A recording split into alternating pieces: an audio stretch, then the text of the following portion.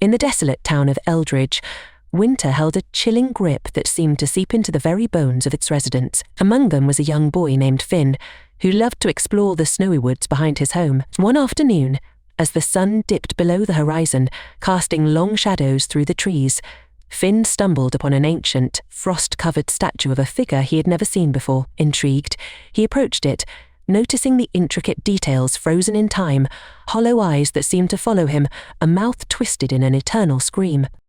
As the temperature dropped further, an unsettling silence enveloped the area, and Finn felt an inexplicable urge to touch the statue. And the moment his fingers brushed the icy surface, a low whisper echoed the air, luring him closer. "Free me," it beckoned, a voice both haunting and sorrowful. Finn, caught between fear and curiosity, found himself entranced by the plea. Little did he know that the statue was not merely a relic but a prison for an ancient spirit named Frosty, bound for centuries by a curse. That night, as Finn lay in bed, he was haunted by dreams of the statue and the voice calling out to him. Shadows danced across his room, and a sudden chill filled the air, leaving him breathless. When he awoke, the world outside had transformed. Snow fell heavily, blanketing everything in white, but the usual serenity felt wrong. An oppressive weight hung in the atmosphere. Each morning, Finn returned to the statue, feeling its pull grow stronger, yet every touch seemed to drain him, leaving his spirit colder, more hollow. As the days turned into weeks, Eldridge fell into a deep freeze. Crops withered and townsfolk began to vanish, one by one, as if swallowed by the relentless winter. Finn, now a mere shadow of himself, realized that Frosty was growing stronger, feeding off the life force of those around him. In a desperate bid to break the curse, Finn sought the help of an elderly woman known for her knowledge of the supernatural. She revealed the statue's dark history. It once belonged to a vengeful sorcerer who, in his final act of defiance, cursed himself to live forever in ice. Determined to stop Frosty, Finn returned to the statue one last time, armed with the knowledge of how to break the curse. As he reached out, the voice pleaded desperately, "You can't leave me here."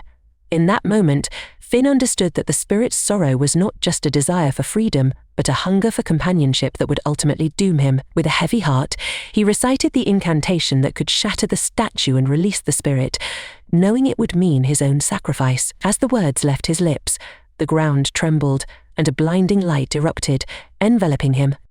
In the aftermath, Eldridge awoke to a warm sun breaking through the clouds, the harsh winter finally lifting. The statue lay shattered, but Finn was nowhere to be found.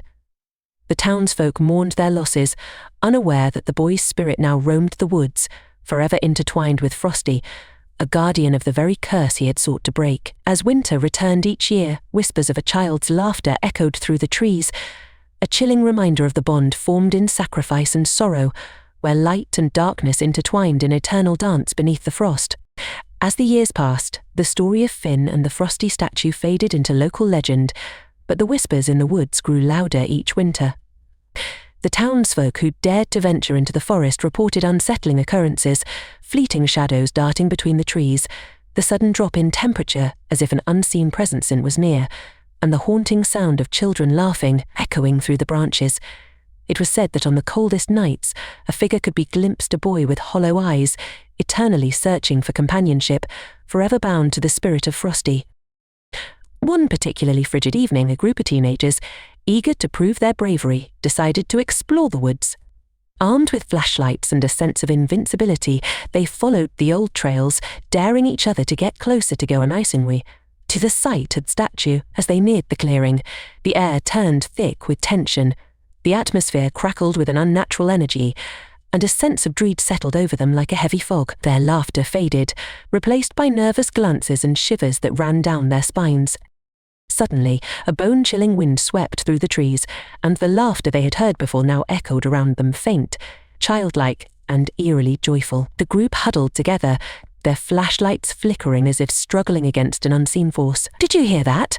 one of them whispered, eyes wide with fear. Just then, the light from their flashlights illuminated a figure standing among the trees, half hidden in shadow, a small boy with an unsettling smile. "Come play with us," he called, his voice sweet yet laced with something darker. The teenagers, frozen in place, felt an overwhelming pull toward him, as if the boy's presence drew out their very essence. Panic set in as they turned to flee. but the woods seemed to twist around them, branches reaching out like skeletal fingers, blocking their escape. One by one they fell silent, their laughter replaced by screams that echoed into the night, swallowed by the forest. When dawn broke, the townsfolk searched for the missing group, but all they found were their abandoned belongings scattered across the snow. In the weeks that followed, the whispers grew louder, and the cold lingered longer. Finn's laughter mingled with Frosty's sorrow, creating a haunting symphony that drew in the lonely and the lost. The townspeople could feel the spirit's hunger growing, sensing that another winter was about to claim more souls. As the season changed, a new chill descended upon Eldridge, and the forest awaited its next visitors, ever hungry for the warmth that once was. The legend of Finn and Frosty would continue, feeding off the fear of those who dared to forget. As the snow continued to fall, a palpable tension settled over Eldridge, like a thick shroud of dread. The townsfolk, gripped by an unshakable fear, began to avoid the woods altogether, whispering stories of the lost teenagers and the haunted boy with hollow eyes. Yet curiosity has a way of luring the bold and the foolish alike. One evening, a new family moved to town, unaware of the darkness lurking in the forest. Their teenage daughter, Clara, adventurous and headstrong, had heard the stories and felt an irresistible urge to uncover the truth. Despite her parents' warnings, Clara gathered her friends one night, determined to explore the woods and uncover the mystery of Finn and Frosty. As they entered the forest, a biting wind swept through the trees, carrying with it a chorus of whispers that seemed to call her name. Shadows flitted at the corners of her vision, but she brushed aside her unease, convinced that the thrill of the adventure would outweigh any fear. As they ventured deeper, the atmosphere grew increasingly oppressive.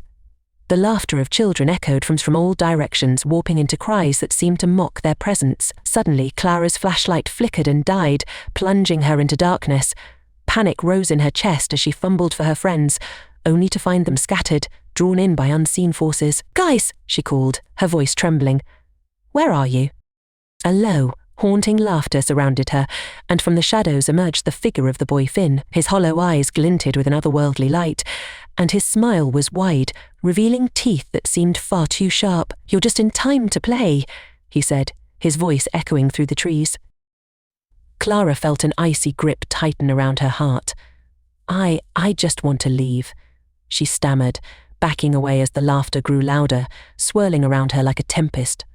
The forest itself seemed to come alive, branches twisting and reaching for her like skeletal hands, ensnaring her with each step she took. Desperate, she turned and ran, but the darkness clung to her, pulling her back toward the clearing where the statue once stood. The air grew colder, and she could hear the whispers of the other lost souls, their voices mingling with Finn's, urging her to join them. "Stay with us forever, Zan," their tone sweet yet sinister, each note twisting like a dagger in her chest.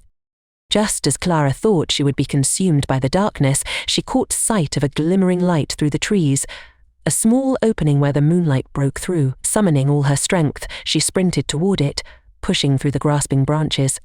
The moment she burst into the clearing, the laughter fell silent.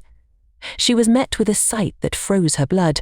The shattered remnants of the statue lay scattered across the ground, and the boy stood before her, his smile now a grimace.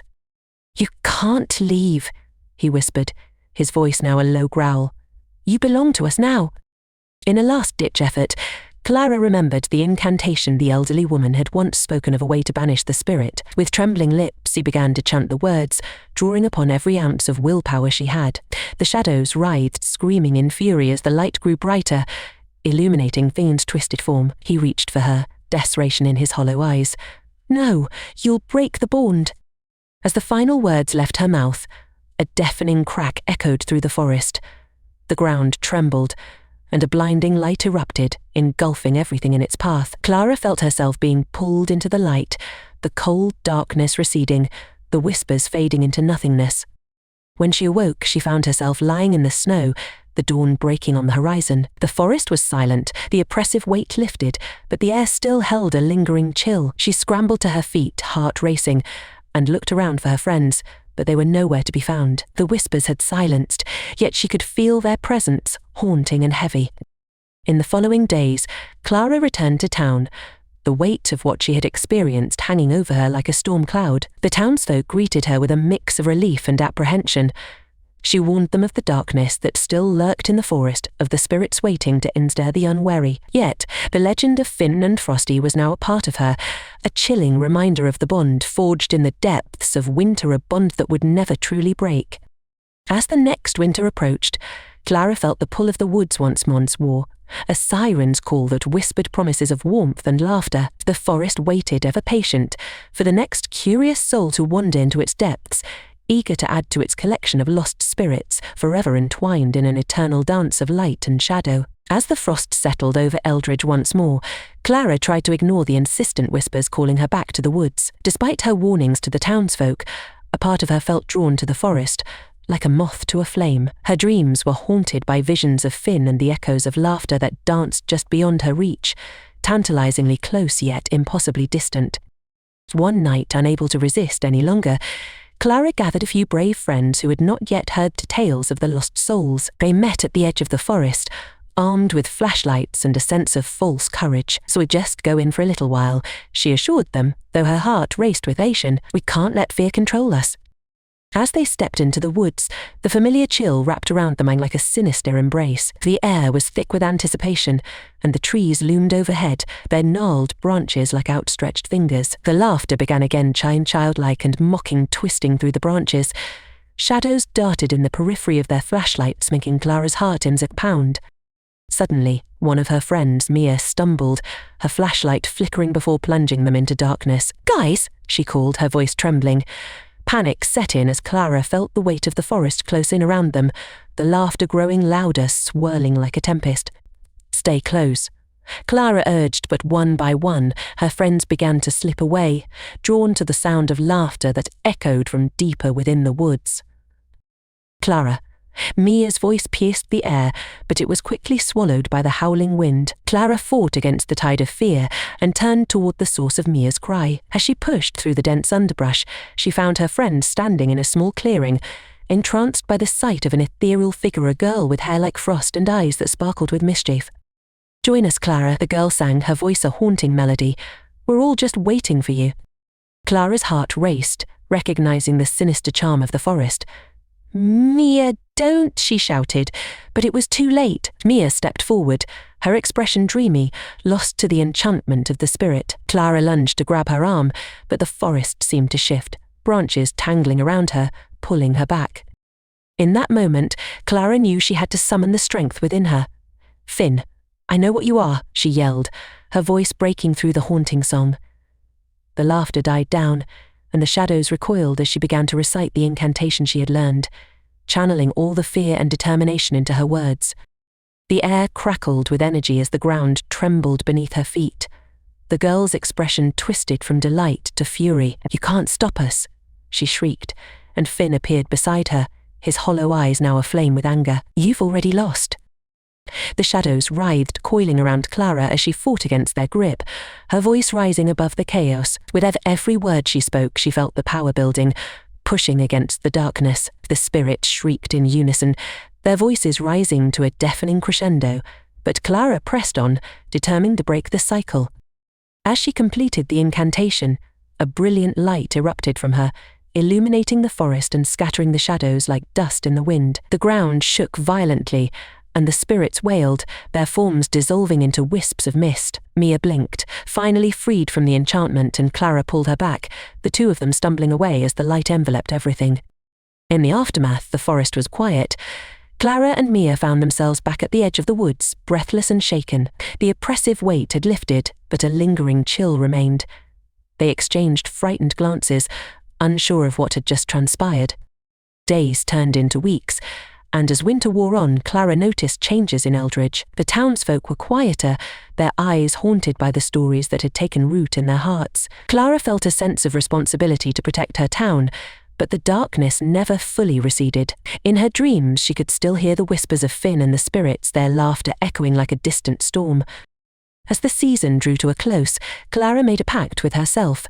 She would return to the woods one final time, determined to confront the lingering shadows. Armed with the incantation and a sense of purpose, she ventured into the depths of the forest, ready to face whatever awaited her.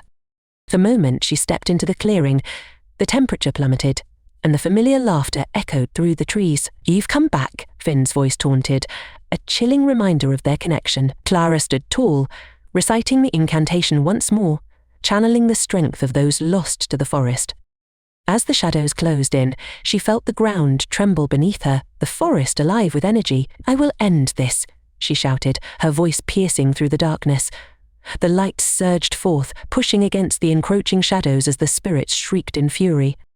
In that moment, Clara understood the true power of her bond with the forest, not just fear, but also the hope of liberation. As the last words of the incantation escaped her lips, a blinding light engulfed the clearing, scattering the darkness like ashes in the wind. When the light faded, Clara stood alone in the clearing, the forest silent around her. She felt a profound sense of loss, but also weight lifted from her heart. As she turned to leave, she sensed the whispers fading, the spirits finally at peace.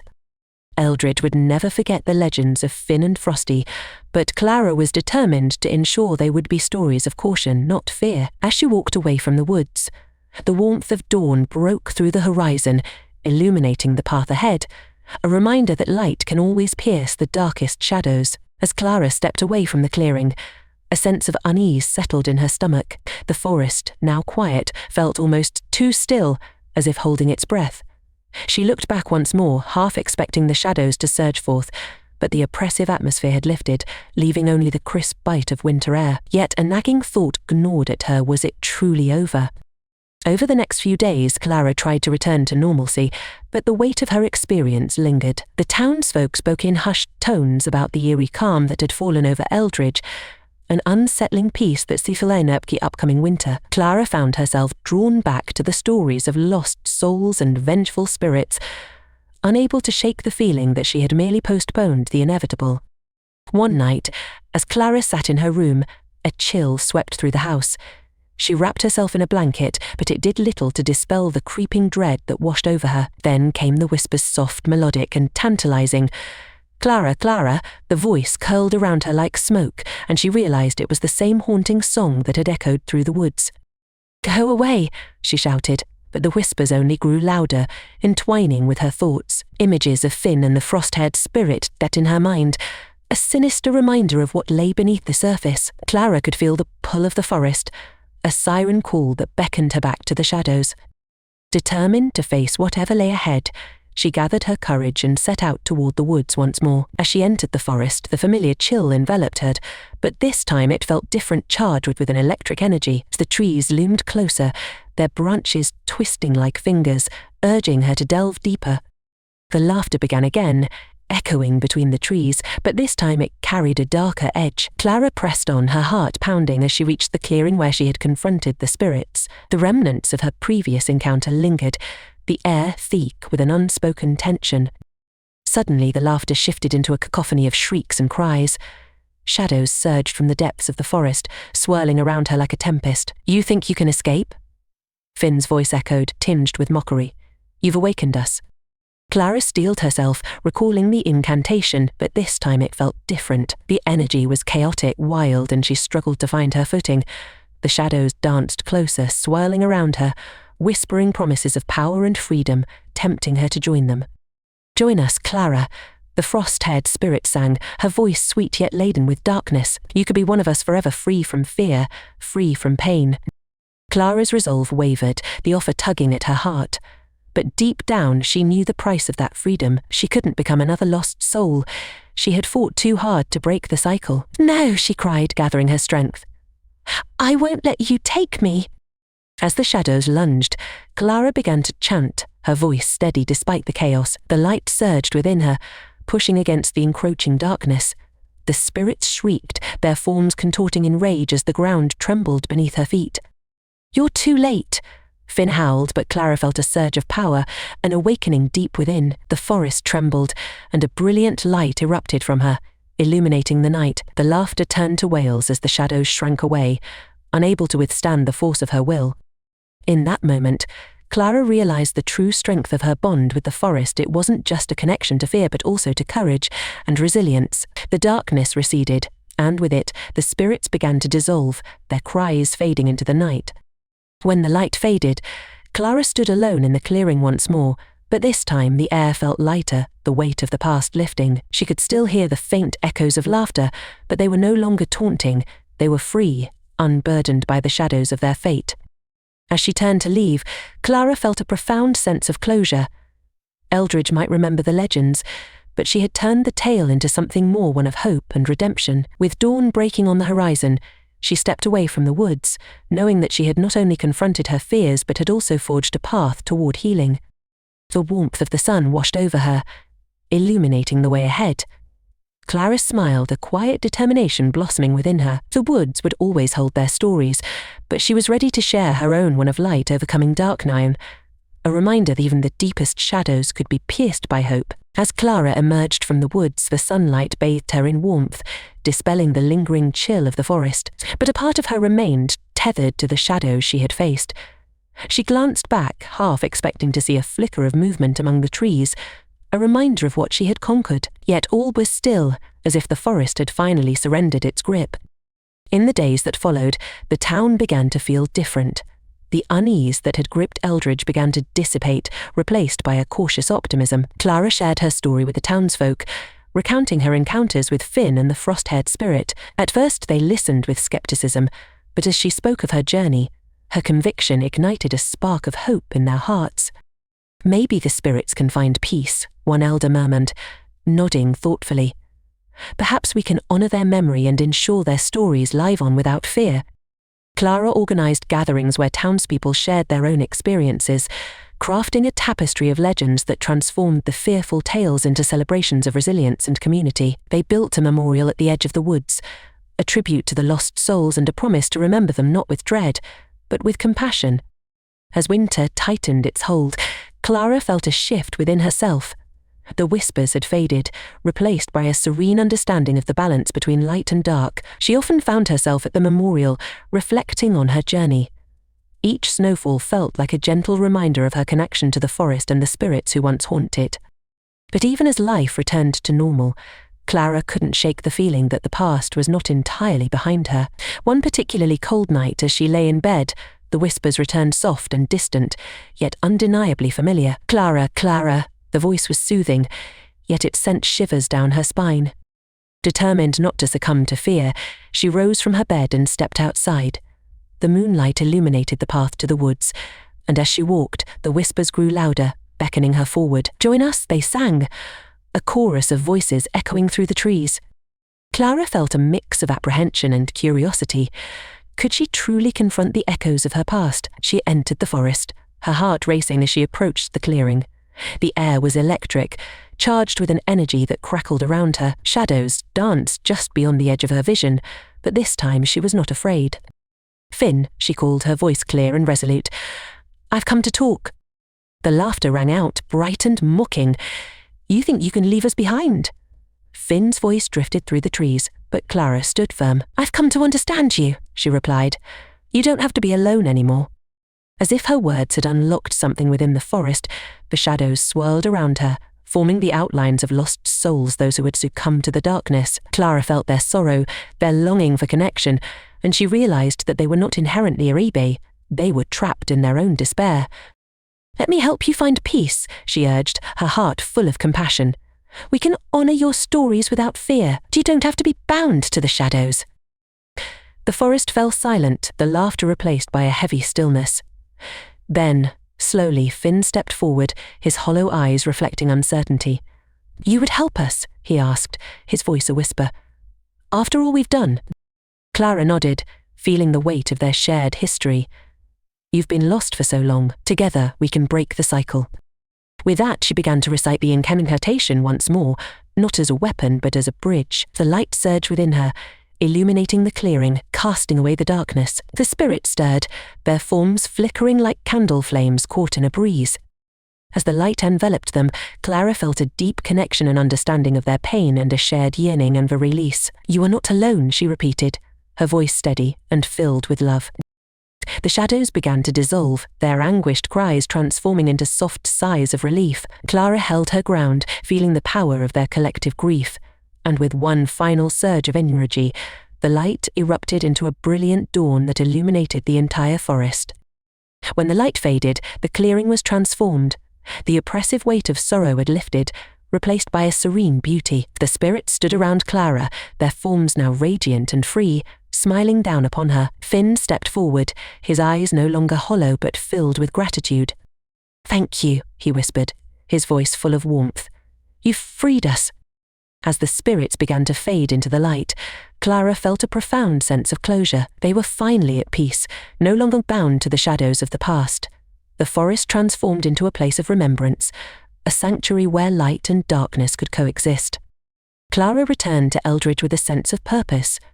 She shared her experience, emphasizing the importance of compassion and understanding. The town embraced the stories of the spirits, celebrating their lives instead of fearing their legends. Together, they created rituals to honor those who had been lost, ensuring that their memories would forever echo through the woods not as haunting whispers, but as symphony of life. As spring approached and the snow melted away, Clara found herself standing at the edge of the forest once more. The air was warm, filled with the scent of blooming flowers. She smiled, feeling a deep connection to both the living and the lost. The woods held stories, yes, but now they were tales of resilience, hope, and the power of community. Eldridge had transformed into a place of light, and Clara knew she had played a part in that change. The bond forged in sacrifice had given way to healing, and as she stepped into the forest, she felt a renewed sense of purpose. With each footfall, she whispered a promise, to remember, to honor, and to keep the light alive. The past had shaped her, but it would not define her. As she walked deeper into the woods, she could feel the spirits beside her, guiding her forward into a future bright with possibility. The cycle had truly ended, and a new story was beginning, one of light overcoming darkness, and the unbreakable bonds of hope.